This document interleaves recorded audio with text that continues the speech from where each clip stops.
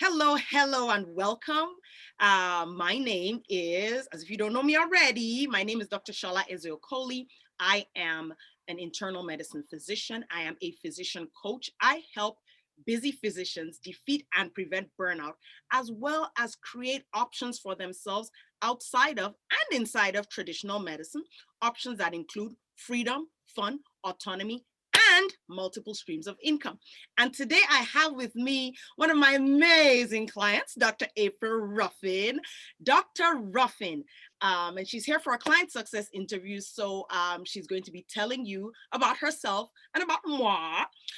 So Dr. Ruffin, please, can you tell us about yourself in all your glory, who you are and what you do? Sure, yeah. So my name is Dr. April Ruffin. I'm a board certified internal medicine physician. I'm currently a hospitalist. Outside of being a hospitalist, I actually am one of the co-founders and executive directors of a non-for-profit organization here in Baltimore City called Young Dates Incorporated. And I also started my own LLC called Renee Health, in which our mission is to build healthier communities. So, in efforts to do that, I do a lot of speaking engagements to discuss different health topics, particularly involving chronic diseases that tend to disproportionately affect Black and Brown communities. But I also give information and speak about the journey in medicine from very many facets, especially speaking as a Black woman physician. So Yep. it helps me to pour into my passion of mentoring youth, whether they are interested in medicine or not. In addition to inspiring our next generation of physicians, while also um, helping our communities in gaining accurate health information, especially in the age of information where there's so much misinformation. And In order, disinformation. yeah, in order for us to be able to take better care of ourselves. Exactly. It's just so, like you said, it's so important that physicians, Black physicians should be on the forefront of correcting misinformation and disinformation and giving out information that people can actually use. Renee Mhm. help. That's great. So now, can you tell us? So this is kind of a then and now type of question. So, before uh, before you hired me, what was going on, and what made you Yes. decide So to hire me as your coach? yes. So I actually finished residency in 2019 and with internal medicine, and I was just entering my new attending job around October of 2019. And so I was starting off as a new attending, and then here comes COVID, of course. Mm, And even despite that, I actually as a new attending, realized that I was not in a very supportive work environment. mm, And so not only do you have COVID, but now you're dealing with other aspects of a toxic workplace. And so I was in a really bad place because I started having a lot of anxiety going to work. I mm, hated going to mm, work. And I love taking care of patients, but I just didn't want to anymore, which is weird, especially when you're new attending and you're new and you're just eager and willing to just do what you've always wanted to do. And so I realized that that was not normal. And I knew I had so much to offer and yes. I've come such a long way. And I knew that I needed some additional guidance. So it caused me to reflect on a conversation that I had with one of my cousins who had actually gone through career coaching. And so, she mentioned that it was very helpful for her and seeing that she's another Black successful professional woman and seeing how she's been able to adapt those skills that she learned through the career coach that she had in her 20s and 30s. I said, well, I think that's something that would definitely be beneficial to me because I knew that I needed additional help and guidance. And medicine is so much different than other professions. We can't just up and quit and say, oh, here's my 2 weeks notice, bye. Nope. I had to You give know, that 120 days notice. exactly. I mean, sometimes 120 days notice or 90 days notice. Yep. And so I knew that just not showing up, that can be patient abandonment, that can be career suicide. Yes. And so I knew that I needed to add to my village, add to my team of people who can help me navigate getting out of a toxic workplace, defining environments that are going to be conducive for my own professional growth and development. And so I actually reached out to you through one of the physician groups that we're a part of. And I found out through, the conversation that you were a career coach. And so I reached out to you, we had a conversation, and I realized, okay, I think this will be a good fit.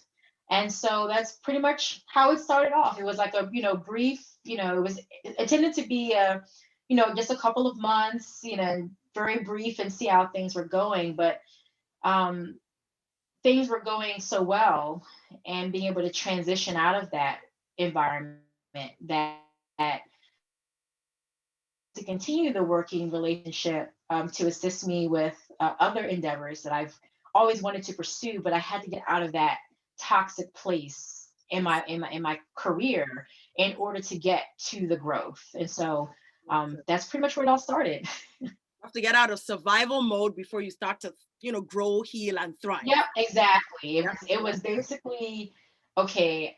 I need some guidance in terms of surviving this Mhm. craziness and being able to switch that into thriving. And I think as doctors, we need to really work on thriving and not just surviving because we're taught Oh, to just survive, yes. and we work too hard to just survive, Mhm. and it's not healthy. We would never tell our patients to just survive. No. We would tell them that you need to thrive, and that's what we do. We want people to be healthy, mind, body, spirit, like the whole thing. And so Exactly. we need to give the same things to ourselves as we tell our patients that they need to give to themselves. Seems logical, right? You would think. We're very bad at taking our own advice. I know.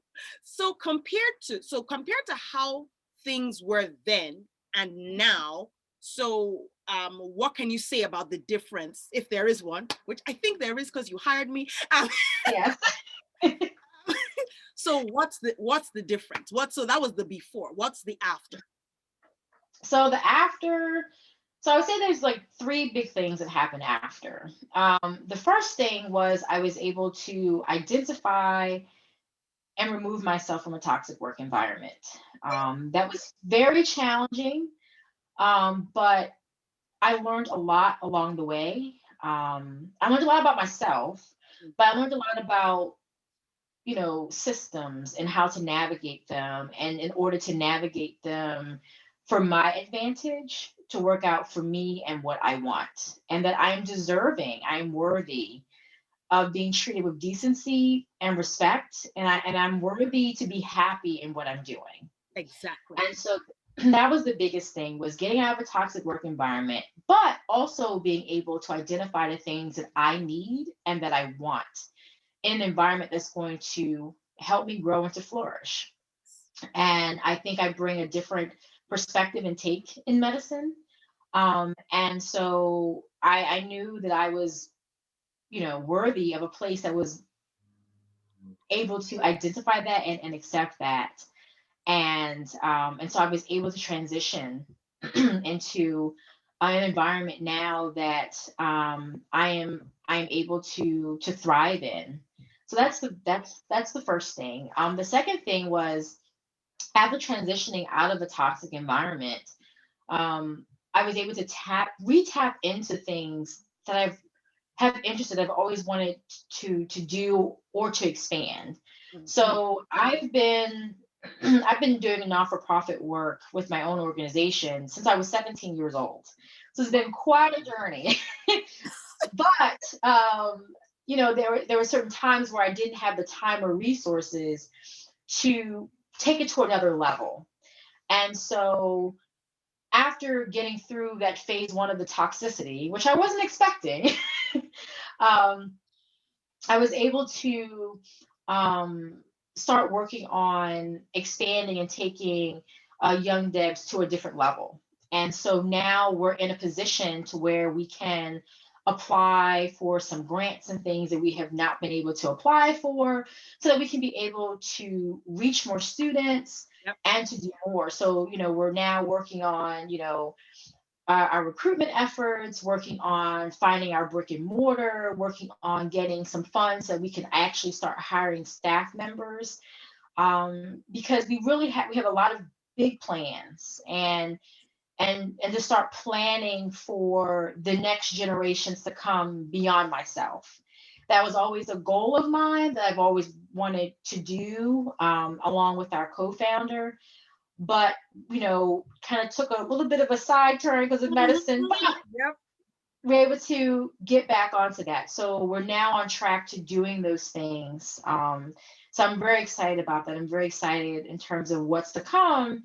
And COVID was actually kind of a bit of a blessing in disguise, because it gave that downtime to really get into other things, with all the hustle and bustle. So there are some blessings even in the midst of a lot of storms that COVID brought.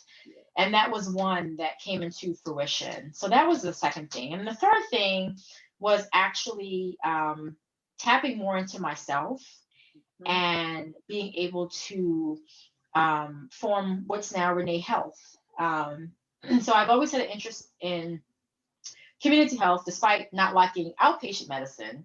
But I've always had a desire to educate and inspire the next generation of physicians, but also to build up healthier communities and sharing uh, correct evidence-based information, Yep. because we know in the age of technology and information, there's a lot of misinformation that is out there. Yes. And so with Renee Health, I was able to tap into things I like to do, such as speaking, but be able to speak on a myriad of topics, everything from, how to get into medicine for, especially for our Black and Brown youth who can be, you know, uh, discouraged from going into medicine, to uh, giving uh, speeches, whether it be forums or small conferences or things about how we can better take care of ourselves. And that can come in a myriad of topics. And so, really being able to form our own LLC and tap into that and start organizing and structuring, what Renee Health is and what our mission is, which is, building healthier, communities through mentorship and education. So, those are the three biggest things that I've been able to get out of this experience. And it definitely made it a lot more manageable, despite all the craziness that had been going on in the past 12 months, to still be able to bear some good fruit out of all of the craziness and turmoil. Craziness. So I was actually able to help you defeat burnout and create Yes, options for yourself inside and outside of traditional medicine. So yes, that's you can say I've correct. lived up to my promise. Yes, definitely would say so. Because if someone asked me, this 12 months ago, I probably would have said this probably wouldn't have happened. Hmm. At least not to the degree in which things are happening now. Okay. Thank you very much. So I have two last questions for you. One Mhm. is, where can people find you? Yes. So for Renee Health, I can actually I have an email. So it's Okay. reneehealth20 at gmail.com. And so they can just email me there. And at that point, I can share additional information, my speaker sheet, and they can get more information there. Perfect. And then with Young Devs Incorporated, they can visit our website, youngdevsinc.org, and there you can find more information about our programs and what we have to offer for our youth. Okay. Thank you very much. Final question. Would you recommend me to other physicians? Yes, I think as I think as physicians, a lot of times, we are taught to to just, put our heads down, channel through, chug through, and a Mhm. lot of times at our own demise, Yes. and we are altruistic individuals, otherwise we wouldn't get into this. But to do it to our own demise is not healthy. Yes. And we also were extremely talented individuals. I mean, I've Mhm. met doctors from all walks of life and all types of specialties, and we're an amazing, talented, and Yep. multifaceted group of individuals. Yep. We are. And I think that's what sets us apart from many other professions. Mhm. But oftentimes we confine ourselves to toxic work environments, to environments that don't feed us, to situations that don't pour back into us. Mhm. And I would say, with your help and your guidance, to really, you know, prevent that burnout, and in order to identify what is it that you're really wanting, what is it that you want, Mhm. what are your goals, what is your life's purpose. And so I think for some of us, we're just so used to being robotic and doing just the day to day that we don't really sit back and think about what our purpose is and truly walk in it. And I a guidance of someone like yourself can really help us identify what our purpose really is and allow us to really channel that and create the life that we are meant to live so that we can actually truly walk in our purpose. Okay. So yes, I would most definitely recommend you. So there you go. Like I always say, as I say, you can shout your own praises all day long, but if someone else is shouting Mhm. your praises, and that person has no other reason to, apart from the fact that you've helped them, then it does go a long way to, being able to, for me, make even more impact and help even more of our colleagues. So I want to say thank you so very much, Dr. Ruffin, for being here with me today. I Sure. love, love, love your look. I love your dress. You look amazing. And there Thank will be you. links, there will be links to Dr. April Ruffin's information in this video. So thank you very much and have a wonderful, wonderful day. Thanks, you too.